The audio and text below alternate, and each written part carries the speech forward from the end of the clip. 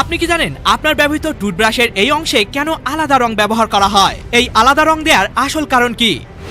আর আপনার ব্যবহৃত হেডফোনের জ্যাকে কেন এমন 3টি দাগ থাকে? এবং রাশিয়া চাইলে যে কোনো মুহূর্তে আমেরিকার মতো শক্তিশালী দেশকে ধ্বংস করতে পারে তাদের এই আধুনিক মিসাইলটি দিয়ে। আর জমাট বাঁধা বরফের মধ্যে কিভাবে লুকিয়ে আছে করোনার থেকেও ভয়ঙ্কর ভাইরাস। হ্যাঁ, আজব আজব এই তথ্যগুলো জানবেন আজকের এই ভিডিওতে। তো দেরি নয়, চলুন তাহলে শুরু করা যাক। নাম্বার 6, ভাবুন তো এমন একটি ক্ষেপণাস্ত্র বা মিসাইল ছোড়া হলো আর কয়েক মিনিটের মধ্যে উড়ে গেল একটি শহর। না, শুধু শহর নয়, পুরো একটি দেশও ধ্বংস হয়ে যেতে পারে। আর এমনই ভয়ঙ্কর ক্ষেপণাস্ত্র বা মিসাইল রয়েছে রাশিয়ার হাতে। এই মারাত্মক অস্ত্রটির নাম ICBM, অর্থাৎ ইন্টারকন্টিনেন্টাল ব্যালিস্টিক মিসাইল। নাম শুনেই বোঝা যাচ্ছে এই মিসাইলটি এক মহাদেশ থেকে অন্য মহাদেশে গিয়েও আঘাত আনতে পারে। মিসাইলটির পরিসীমা প্রায় 18,000 কিলোমিটার, মানে এটা রাশিয়া থেকে আমেরিকার যে কোনো অংশে অনায়াসেই আঘাত আনতে পারবে। এর গতি ম্যাক 20 পর্যন্ত, অর্থাৎ শব্দের গতির চেয়ে 20 গুণ বেশি। আর এই মিসাইলটি রাডার অর্থাৎ এয়ার ডিফেন্স সিস্টেমকে অনায়াসেই ফাঁকি দিতে পারে এবং থার্মোনিউক্লিয়ার বিস্ফোরণ ঘটাতে পারে, যা কিনা এই ক্ষেপণাস্ত্রকে সবথেকে বেশি ভয়ঙ্কর বানিয়েছে। নাম্বার 5, শীতপ্রধান এলাকাগুলোতে এরকম জমাট বাঁধা বরফকে তো দেখেই থাকবেন। তবে আপনি কি জানেন এই জমাট বাঁধা বরফের মধ্যে লুকিয়ে রয়েছে করোনার থেকেও ভয়ঙ্কর অনেক রকম ডেঞ্জারাস ভাইরাস? হ্যাঁ, এমনটা আমি নই, বরং বড় বড় সায়েন্টিস্ট বা বিজ্ঞানীরাই বলছে। আসলে সাইবেরিয়ার বরফগুলো যখন বৈশ্বিক উষ্ণায়নের কারণে গলতে শুরু করে, তখন বিজ্ঞানীরা খুঁজে পেয়েছিল এমন সব ভাইরাস যেগুলো কয়েক হাজার বছর ধরে বরফের ভিতরে আটকে ছিল। আর এই ভাইরাসগুলোকে বলা হয় জম্বি ভাইরাস, মানে হাজার হাজার বছর ধরে বরফের মধ্যে থাকা সত্ত্বেও ভাইরাসগুলো প্রকৃতিতে আবার জীবন্ত হয়ে ওঠে। এখন তাহলে চিন্তার বিষয়, যদি করোনার মতো কোনো একটি ভাইরাস আবারও চলে আসে তাহলে বুঝতেই পারছেন কি ঘটতে পারে। নাম্বার 4, বন্ধুরা, আমরা যখন ড্রাইভিং লাইসেন্স করতে যাই তখন তো আমাদেরকে গাড়ি চালিয়ে অনেক রকম পরীক্ষা দিতে হয়। ঠিকঠাক মতো পরীক্ষায় পাশ করতে পারলে তবেই লাইসেন্স পাওয়া যায়। তবে একটা সময় ছিল যখন আপনি গেম খেলেই ড্রাইভিং লাইসেন্স পেয়ে যেতে পারতেন। হ্যাঁ বন্ধুরা, 1950 সালের দিকে ড্রাইভিং লাইসেন্স পাওয়ার জন্য ঠিক এভাবেই টেবিলের একপাশে আরামসে বসে গাড়ির স্টিয়ারিং ঘুরিয়ে খেলনা গাড়িগুলোকে ঠিকঠাকভাবে পরিচালনা বা পার্কিং করে সহজেই ড্রাইভিং লাইসেন্স পাওয়া যেত।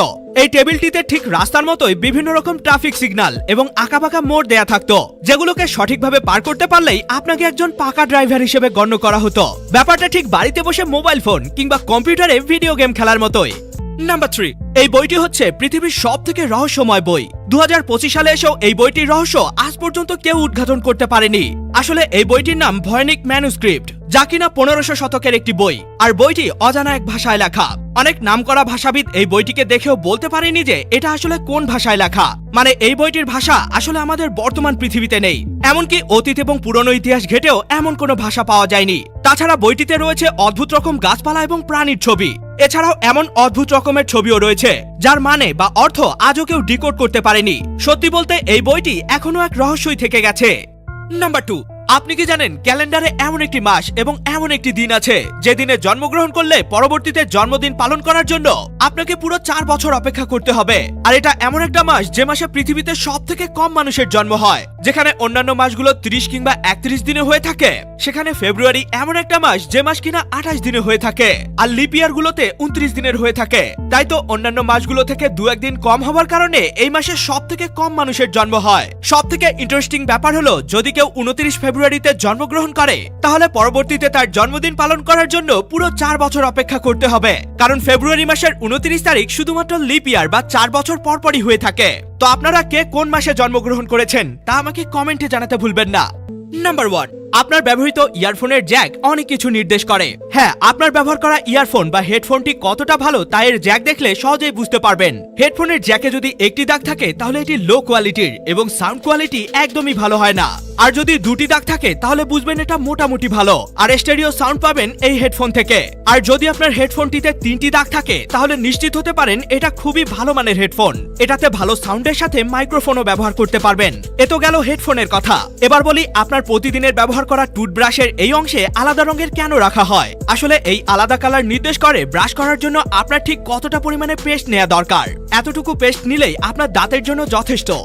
এ সকল তথ্যগুলো তো আপনি জেনেই গেলেন, কিন্তু আপনি কি জানেন যুদ্ধে ব্যবহৃত এই মিসাইল বা ক্ষেপণাস্ত্র যখনই কোনো দেশের উপর নিক্ষেপ করা হয় তখন শুধু বারুদই পড়ে না কিংবা শুধু ধ্বংসযোগ্যই হয় না, বরং পুড়ে যায় কয়েক হাজার কোটি টাকা, যেটার পরিমাণ শুনলে আপনি অনেকটাই অবাক হয়ে যাবেন।